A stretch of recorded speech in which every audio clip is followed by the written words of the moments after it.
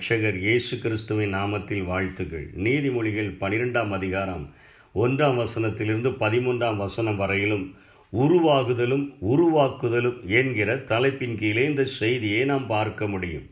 எப்படி சாலமோன் ஞானி தாவீதினுடைய அறிவுரைகளையும் பெற்று தேவனுடைய ஞானத்தை பெற்று புத்திமதிகளை அடைந்து தன்னுடைய வாழ்க்கையை எப்படி அமைத்து கொண்டாரோ அதை தன்னுடைய சந்ததிக்கு அவர் அதை கடத்துகிறதை இந்த பகுதியில் எழுதியிருக்கிறதை நாம் பார்க்க முடியும். இந்த நீதிமொழிகளினுடைய தொடக்கத்திலேயே அவர் சொல்லுகிறார், நான் 1ஆம் அதிகாரம் 8ஆம் வசனத்திலேயே, என் மகனே, உன் தகப்பன் புத்தியை கேள், உன் தாயின் போதகத்தை தள்ளாதே.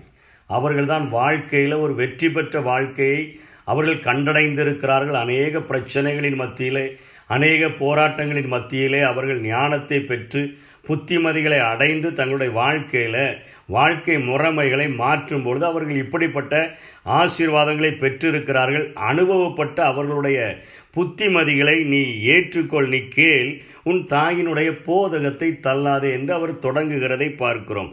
நீதிமொழிகள் 4ஆம் அதிகாரம் 1ஆம் வசனத்திலும், பிள்ளைகளே, நீங்கள் தகப்பன் புத்தியை கேட்டு புத்தியை அடையும்படி கவனியுங்கள். உருவாக்கப்பட்டிருக்கிறோம் இந்த உலகத்தில், இந்த வாழ்க்கையில் நம்ம எப்படி வாழணும், எப்படி நம்முடைய வாழ்க்கையை மாற்றி அமைச்சா நம்முடைய வாழ்க்கை சக்ஸஸாக மாறும்னு சொல்லி நாங்கள் கற்றுக்கொண்டிருக்கிறோம். அந்த காரியங்களை நாங்கள் உங்களுக்கு, அந்த புத்திமதிகளை, அந்த ஆலோசனைகளை நாங்கள் உங்களுக்கு வழங்குகிறோம் என்பது போல நியாயப்பிரமாணத்திலும் தகப்பனுடைய ஆலோசனையிலும் தேவ ஞானத்திலும் நிறைந்திருந்த சாலமோன் இங்கே போதிக்கிறதை நாம் பார்க்கிறோம்.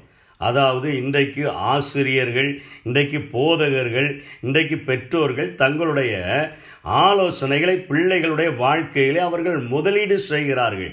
அந்த ஆலோசனைகளை பெற்றுக்கொண்டவர்கள் அவர்களுடைய தகப்பனைப் போல அல்லது ஆசிரியர்களைப் போல அல்லது போதகர்களைப் போல அவர்கள் உருவாகும் பொழுது அவர்களுடைய வாழ்க்கையும் பிரகாசமாக மாறி அது தலைமுறையாக அது தாண்டி செல்லக்கூடியதாக இருக்கிறது. மோசேயினுடைய வாழ்க்கையை எடுத்துக்கொண்டால் உபாகமம் 4ஆம் அதிகாரம் 5ஆம் வசனத்தில் உருவாக்கப்பட்ட மோசே அந்த இஸ்ரவேல் ஜனங்கள் முழுமைக்கும் தன்னுடைய வாழ்க்கையை அவர் கடத்துகிறதை பார்க்கிறோம். என்ன சொல்லுகிறார்? நீங்கள் சுதந்திரித்து கொள்ளும்படி பிரவேசிக்கும் தேசத்தில் நீங்கள் கை கொள்ளும் பொருட்டு என் தேவனாகிய கர்த்தர் எனக்கு கற்பித்தபடியே நான் உங்களுக்கு கட்டளைகளையும் நியாயங்களையும் போதித்தேன் என்று சொல்லு. எனக்கு கற்பித்து நான் உருவாக்கப்பட்ட காரியங்களை நான் உங்களுக்கு போதித்து நீங்கள் சுதந்திரிக்க போகிற தேசத்தில் எப்படி இருக்க வேண்டும் என்று நான் போதிக்கிறேன் என்று சொல்லுகிறார். மோசே தான் கற்றுக்கொண்டவைகளை மற்றவர்களுக்கு அவர் போதிக்கிறதை பார்க்கிறோம். ஒரு நல்ல கற்றுக்கொண்ட ஒரு மனிதன், உருவாகின மனிதன் மற்றவர்களை உருவாக்குகிறதற்காக அவன் பிரயாசப்படுகிறதாக இந்த பகுதியிலே பார்க்கிறோம். அதே போல யாத்ராகமும் 35ஆம் அதிகாரம் 34ஆம் வசனத்தில் ஆண்டவருடைய ஞானத்தினால நிறைந்து ஒரு கலையறிவில் மிகவும் சிறந்து விளங்கின பெசிலேலும் அமோலியாவும் அதே போல மற்றவர்களுக்கு போதிக்கிறதை நாம் பார்க்கிறோம். இப்படி தொடர்ச்சியாக நாம் பார்த்து கொண்டு வந்தோம் என்று சொன்னால், தாவீது சாலமோனுக்கு நல்ல ஆலயத்தை கட்டும்படியாக தேவ ஆலோசனையை பெற்று ஆலோசனை வழங்குகிறார். என்னிடத்தில் ஒரு வரைபடம் இருக்கிறது, தேவன் தந்த வரைபடம் என்று அவர் கற்றுக் கொடுக்கிறார். சாலமோன் அவருடைய காரியங்களிலே 1 ராஜாக்கள் 4:32 அவர் 3000 நீதிமொழிகளை எழுதினார். அவருடைய ஞானத்தை கேட்கிறதுக்கெல்லாம் பூமியினுடைய கடையாந்திரங்களில் இருந்தெல்லாம் ஆட்கள் வந்து அதை கேட்கும்படியாக வருகிறார்கள். 1005 பாட்டுக்களை எழுதினார் என்று பார்க்கிறோம். அதனைத் தொடர்ந்து எஸ்ராவை பார்க்கிறோம், அதனைத் தொடர்ந்து நெகேமியாவை பார்க்கிறோம், இயேசுவை பார்க்கிறோம், அப்போலோவை பார்க்கிறோம். பவுல் சிறந்த ஒரு போதகராக அவர் விளங்கினார். 2 தீமோத்தேயு 2ஆம் அதிகாரம் 2ஆம் வசனத்தில் தன்னுடைய உத்தம குமாரன் என்று அழைக்கிறாரே தீமோத்தேயுவுக்கு அவருக்கு சொல்கிறார், நீயும் இயேசு கிறிஸ்துவுக்கு நல்ல போர் சேவகனாக தீங்கு அனுபவி.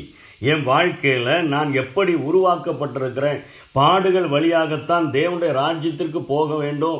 சுவிசேஷத்தின் மூலமாக அநேக பாடுகள் வரும். நான் என்ன ஒரு போர்ச்சேவகனாகவே மாற்றிக்கொண்டேன். இயேசு கிறிஸ்துவுக்கு போர்ச்சேவகனாக இருந்து நான் யுத்தம் பண்ணுறேன். அதே போல் உருவாக்கப்பட்ட நான் உன்னையும் ஒரு நல்ல போர்ச்சேவகனாக நான் உருவாக்குகிறேன் என்பது போல இங்கே பவுலும் குறிப்பிடுகிறதை பார்க்கிறோம். அதே போல தான் இங்கே 12ஆம் அதிகாரம் 1ஆம் வசனத்தில் சாலமோன் தொடங்குகிறார்.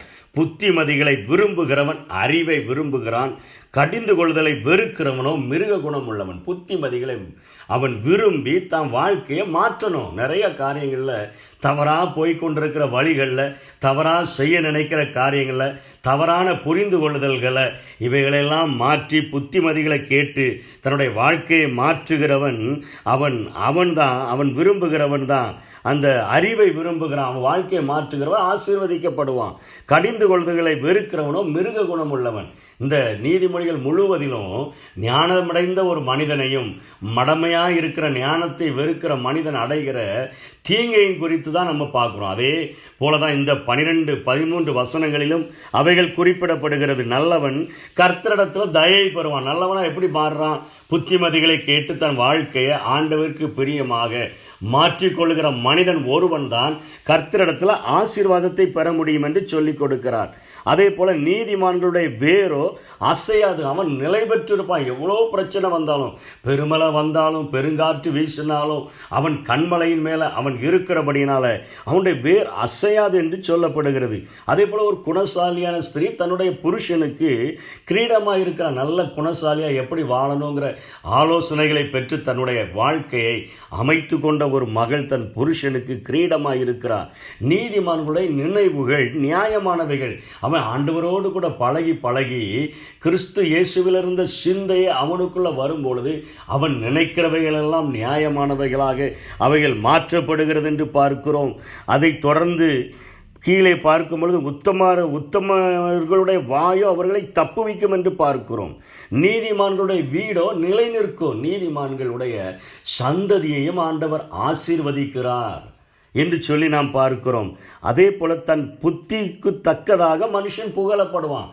நல்ல ஞானவானாக இருந்தானா, சரியாக நடத்தினானா, ஒரு காரியத்தை புரிந்து கொண்டு இப்படி தான் நடக்கணும், இந்த பிரச்சனையை இப்படி தான் நம்ம மேற்கொள்ளணும் என்கிறதை புரிந்து கொண்ட ஒரு மனுஷனை மக்கள் புகழ்வார்கள் என்று சொல்லி இங்கே ஞானி குறிப்பிடுகிறார்.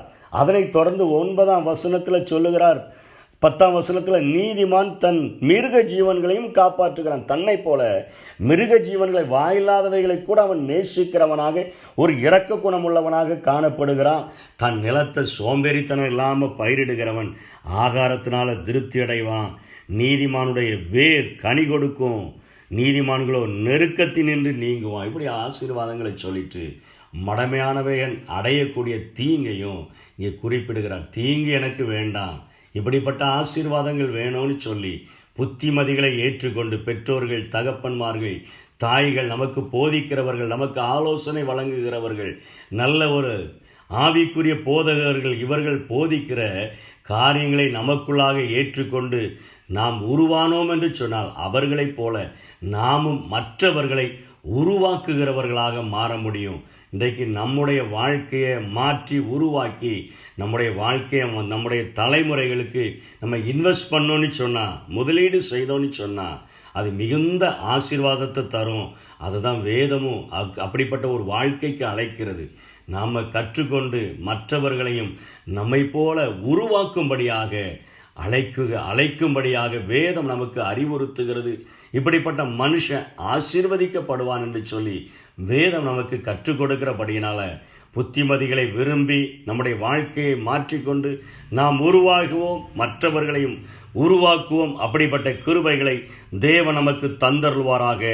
ஆமென். போகும் இடமெல்லாம் ஆரோக்கியமே, பாயும் இடமெல்லாம் பரிசுத்தமே.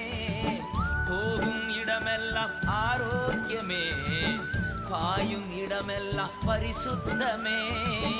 சேரும் இடமெல்லாம் ஆறுதலே, சேரும் இடமெல்லாம் ஆறுதலே.